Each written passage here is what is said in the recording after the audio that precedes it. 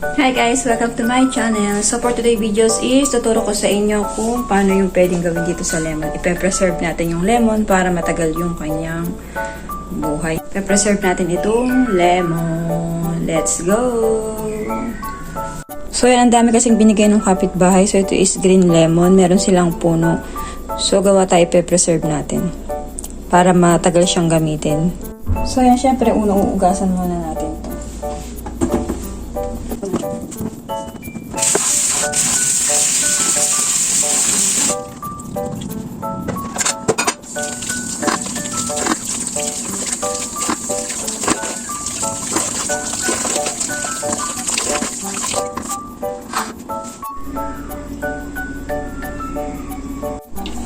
So yung start natin, cut natin itong toro.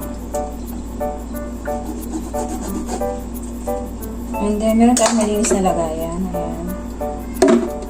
And then, ikakat natin siya into 4. Cut natin.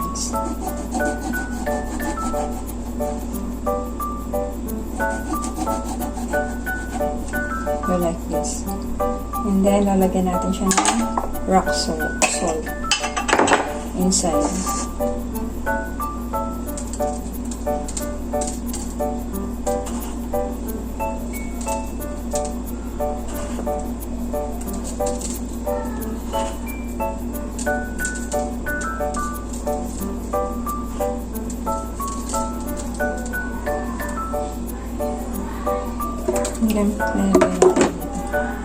Pwede kayong tumabit ng kahit na anong jar.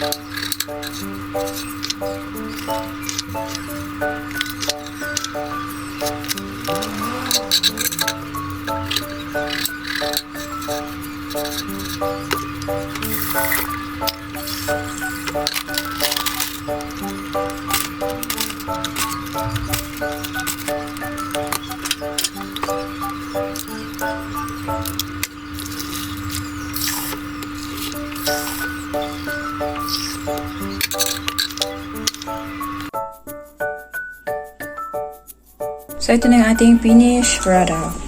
Naglagay tayo ng laurel at ng pamintang durog. Buo.